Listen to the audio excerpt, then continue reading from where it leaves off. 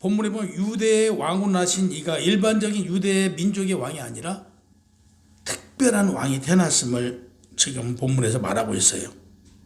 하나님이 보내신 인류의 왕이 오셨다. 이런 내용이 되겠죠. 그래서 3절에 보면 동방에서 온 박사들이 유대의 왕이 탄생했다라고 얘기를 해요. 근데 헤롯은 아까 말씀드린 대로 그리스도의 왕으로 온 것으로. 그리스도 왕으로 왔다. 이건 그 유대인들이 당시에 대망했어요. 그들은 누구를 기다렸어요? 메시아를 기다렸잖아요. 그렇기 때문에 그 메시아가 태어난다는 사실을 헤롯 왕은 안 거예요. 이미 구약에 기록된 말씀을 통해서 만왕의 왕이 태어났다는 걸 안 거예요. 이제 위협을 느낀 거예요, 본인이. 그래서 그가 근심하고 이제 걱정을 해요. 어떻게 그러면 죽일까? 이런 연구를 해요. 그러니까 자기하고는 아무 상관없는 왕임에도 불구하고 연구를 해요. 사실 이스라엘 유대는 그 400년 동안 하나님과의 소통이 끊긴 상황이었어요. 이때요. 그래서 당시 이스라엘 민족은 하나님과의 교통하심, 그 메시아가 와야 된다는 것은 너무나 잘 알고 있어요. 400년 동안 기다렸던 메시아가 왔으면 환영하고 기뻐해야 되는데 기뻐하지 않는 그 이유는 그 헤롯이 굉장히 호각이에요. 그리고 못돼 먹었어요. 그래서 자기 왕권을 지키기 위해서 아내조차도 죽인 사람이잖아요. 그렇기 때문에 그 헤롯이 그 저지를 그 일에 대해서 사실은 두려웠던 거예요. 그래서 그냥 조용히 헤롯이 그냥 조용히 지나가기를 바랬던 것이죠. 그래서 4절에 보면 분봉한 헤롯 안티파스예요. 그 헤롯의 이름은 안티파스예요. 그는 기원전 200년의 유대 왕의 헤롯 대왕과 사마리아 출신 말타제의 그 사이에서 아들로 태어난 거예요. 그래서 여기는 그 에서의 후손이에요. 이두메 출신으로 유대인들한테 호감을 사기 위해서 그가 지은 게 이스라엘의 성전이에요. 헤롯이 지은 게. 그래서 요한복음 2장 20절에 보면 유대인들이 이르되 이 성전은 46년 동안 지었건을 내가 3일 동안 일으키겠냐 하더라. 보세요. 이 성전을 헤롯이 지은 거예요. 아버지 때부터 시작해서. 그래서 그는 그 아버지 헤롯 대왕이 아우구투스 그 동맹을 그 유지하는 상징으로 일종의 이 헤롯이 우리도 그랬잖아요. 그 왕자가 일본으로 끌려갔었잖아요. 그러듯이 여기서도 지금 이 헤롯이 그 로마로 끌려가요. 그래서 로마에서 교육을 받아요. 인질로 끌려가가지고. 그래서 여기는 어떻게 보면 굉장히 지식인임에도 불구하고 욕심이 많았던 거예요. 헤롯은. 그래서 분봉왕으로 그 아버지가 죽고 나서 그 분봉왕으로 그 형제들하고 이렇게 나눠서 가져요. 그래서 그 이 땅이 있으면 이만큼은 큰아들, 이만큼 둘째 아들, 이만큼 셋째 아들 이렇게 해서 나눠서 다스리게 해요. 그래서 이때 그 지금 안티파스가 헤롯의 이름이에요. 헤롯 안티파스에게는 갈릴레하고 페리아 지역을 준 거예요. 그래서 이 지역을 지금 헤롯이 지금 받아가지고 통치했던 이 시절이에요. 그러니까 안티파스가 얼마나 못됐냐면 헤롯이요. 그때는요. 우리도 그랬지만 정책적인 결혼을 하잖아요. 이렇게 좋아서 결혼한 게 아니고 나라와 나라 사이에 이렇게 그 사돈을 맺잖아요. 이때도 마찬가지예요. 그래서 이웃나라 나바테아의 공주 피살리스와 결혼을 해요. 그거 결혼을 했는데 그는 이혼을 하잖아요. 그 이혼하게 된 동기가 그 이복 동생인 헤롯 필리포 1세 동생이 죽고 그 제수 씨하고 결혼을 해요. 그러니까 참 못돼 먹었죠. 이가 파혼을 하고 이혼을 했잖아요. 그럼 이혼 나라 그 왕이 얼마나 괘씸하겠어요. 결국에 그 왕이 이 나라에 쳐들어와서 그 나라가 망해요. 망하게 되는데 그 안티파스의 아내 그 헤로디아 그 오빠 헤롯 아그리파 1세가 또 공을 세워요. 로마에 공을 세워서 그걸 이렇게 면하고자 했으나 결국에는 면하지를 못하고 추방당해요.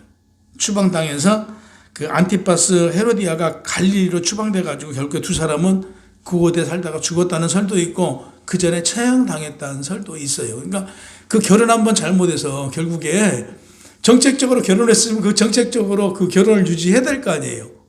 그러니까 동맹을 결혼을 해서 사돈을 맺고 동맹을 맺었는데 파혼을 시켜버리고 그 동생 부인을 자기 아내로 삼아요.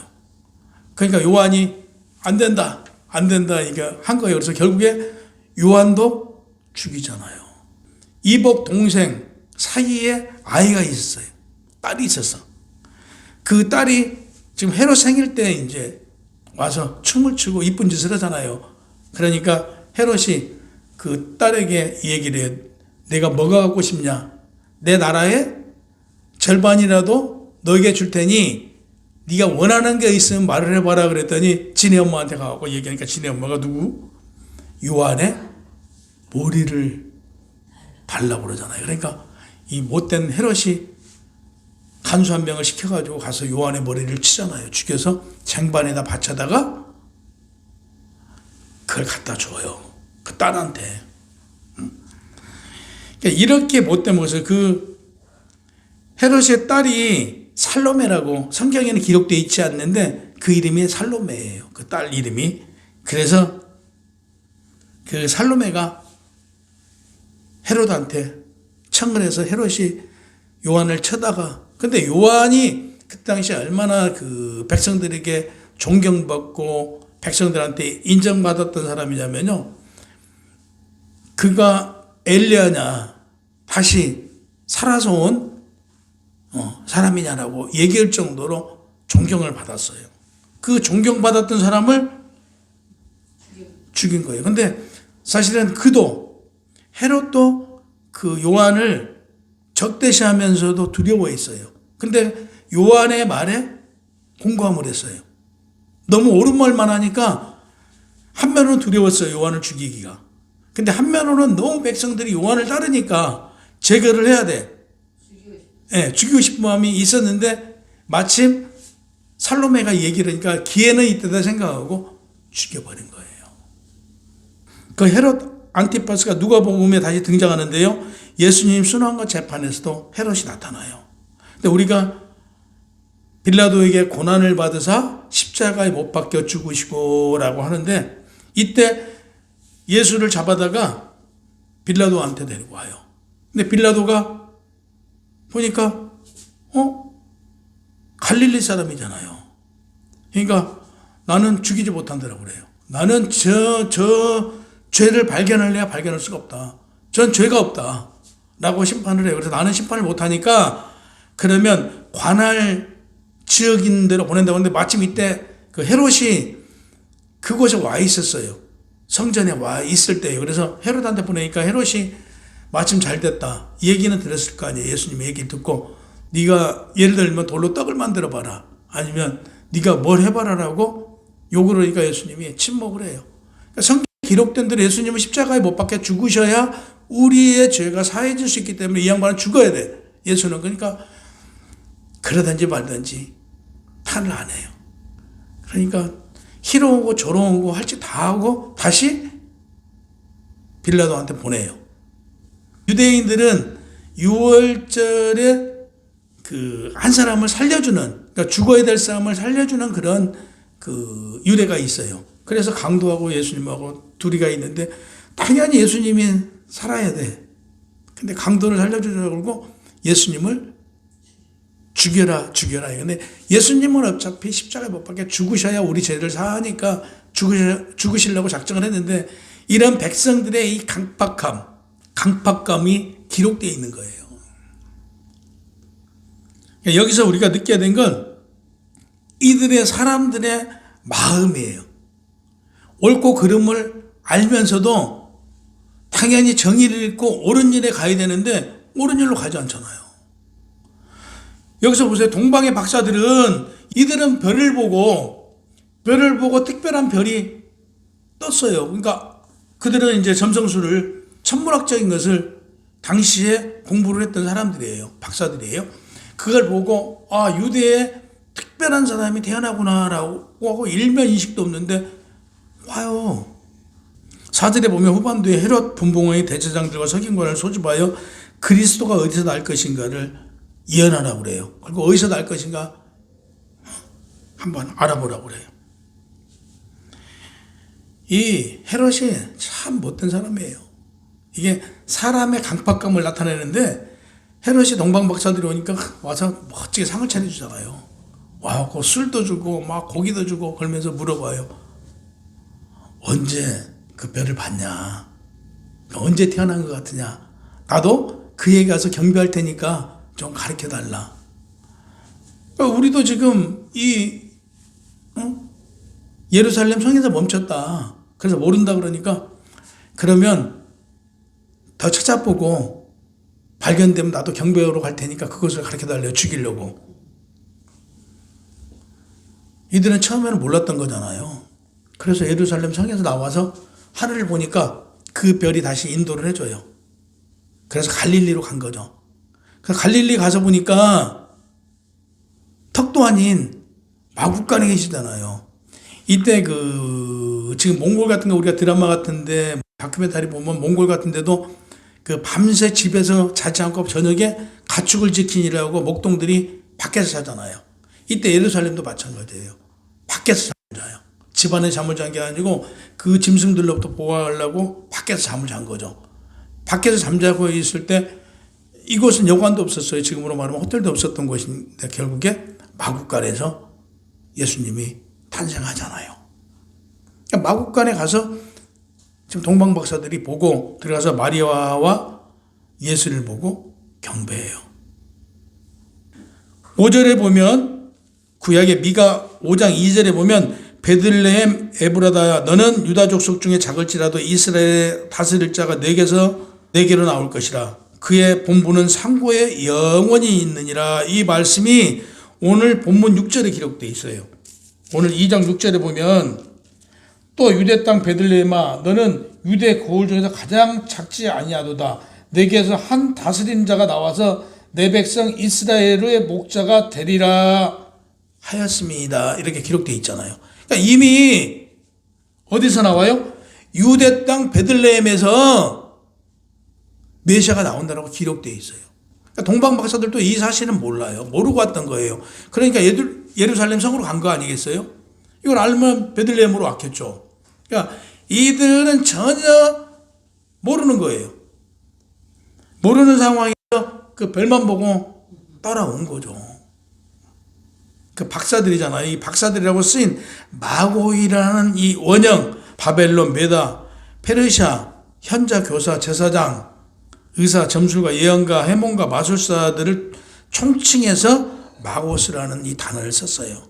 근데 오늘 별자리를 보고 미래를 예측하는 점성가들을 내는 단어로 쓰였어요. 그래서 영어 성경 LB에서는 점성가, 그러니까 점성가들로 점을 치는 뭐 이런 사람들로 번역되어 있어요. 그리고 동방으로 쓰인 아나톨론이라는 이 단어는 아나톨레라는 단어에서 비롯된 거예요. 해, 구름, 별 등을 의미해요. 그러니까 동사 아텔로에서 유래된 명사로서 문자적으로 해 등이 떠오른다는 것을 의미하는데요. 해가 어디서 떠요? 해가 동쪽이잖아요. 그래서 동방의 박사들, 이게 합해서 해가 동방에서 뜨잖아요. 그래서 동방에서 온 박사들이라는 이 단어가 이루어진 거예요. 그래서 동방 박사들이 예수님께 경배하러 왔다라는 걸 우리가 알 수 있는 것이죠. 물론 이 내용을 가지고 그가 어디서 왔다라고 단정 지을 수는 없어요. 그러나 그러니까 포로되었다가 나오면서 그들이 다 예루살렘으로 유대로 다 오지 않았어요. 그곳에서 남아서 살았던 사람들이 있어요. 그러니까 그 성경에서 말하고 있는 그 사마리아 쪽에 남아서 살고 있었던 사람들이 그들도 유대인들이잖아요. 그러니까 유대인들이다 보니까 성경을 구약을 알아요. 그래서 이들은 뭐 점성술이라든지 뭐 천문학이라든지 이런 연구들을 계속 해왔던 거예요. 그들 유대인들이. 그래서 이들이 대략적으로 알고 있었어요. 그 유대 전통 민수기 24장 17절을 의하면 유대 땅에 메시아 출현에 대한 기록되어 있어요. 그래서 이 성경을 연구하고 있었던 이 박사들, 장로들, 서기관들, 이 사람들은 다 알고 있어요. 예수님이 어디서 태어날 것이라는 게 알고 있으면서 이들은 이런 짓을 벌린 거죠. 그러니까 참 안타깝고 안타까운 일이죠. 12절에 동방박사들이 경배를 마치고 베들레헴에 머물 때 하나님께서 꿈을 통해서 헤롯 왕에게 돌아가지 말라라고 현몽을 해줘요. 그리고 동방박사들은 헤롯 일당을 피해서 다른 길로 자기 고국으로 가잖아요. 그러니까 헤롯이 이제 그 무렵에 태어난 아이들 다 죽이는 계기가 돼요. 그러니까 누가복음 2장 8절에서 19절에 보면 당시 유대 지역 목자들은 아까 말씀드린 대로 밤에 자기 양을 지키느라고 잠을 밖에서 잤어요. 근데 천사들이 나타나서 그 목동들한테 나타나요. 그래서 무서워 말라 보라 내가 온 백성에 미칠 큰 기쁨의 좋은 소식을 너희에게 전하노라. 오늘 다윗 동네에 너희를 위하여 구주가 나셨으니 곧 그리스도 주시니라. 너희가 가서 강보에 쌓여 구유에 누워있는 아기를 보리니 이것이 너희에게 표적이니라 하더니 호련히 수많은 천군이 그 천사들과 함께 하나님을 찬송하며 이르되 지극히 높은 곳에서 하나님께 영광이요 땅에는 하나님께서 기뻐하신 사람 중에 평화로다 하니라 하고 천사들이 다 떠나 하늘로 올라가요.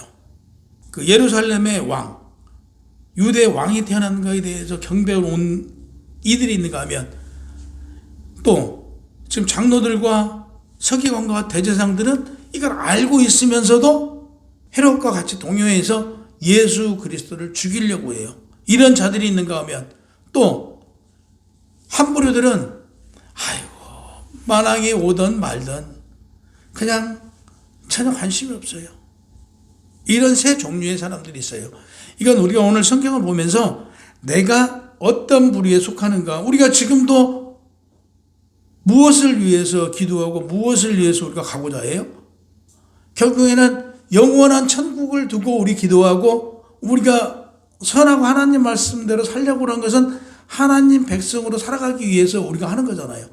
근데 막상 우리가 천국을 향해 지금 가고 있는데 과연 우리가 동방박사들과 같냐, 아니면 헤롯과 같이 장로들과 서기관과 대제사장들과 같은 종류냐, 아니면 세 번째 그러든지 말든지 천국이 있든지 말든지 내가 그냥 교회만 나오면 천국에 가겠지, 이런 류에 속하는지를 봐야 된다 이거죠. 그러니까 예수 탄생과 더불어 내 심령을 볼 줄 알아야 돼.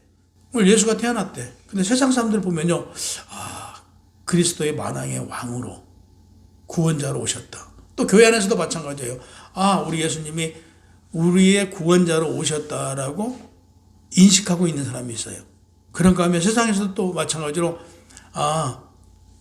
그리스도인들의 축제야. 최근 들어서는 어떤 축제예요? 산타클로스가 선물 갖다 주는 날이야. 이렇게 인식하는 사람들이 많아요. 아니, 아기 예수 탄생이 산타하고는 전혀 상관없어요. 근데 이렇게 희석시켰어요. 네, 이렇게 만들었어요. 그러면 여기에 우리가 속해 있는 사람인지. 그래서 헤롯과 같이 아닌 것 같은데 예수 팔아서 예수 죽이는 거 연구하고 있는 사람들인지, 아니면 오든지 말든지 관심 없는 사람들인지를 한번 생각해보고, 정말 성도다운 성도, 동방박사와 같은 성도다운 성도로 내가 살아가야겠다, 내가 그 길을 가야겠다, 이렇게 다짐하는 여러분들이 되시기를 주님의 이름으로 축복하며 축원합니다.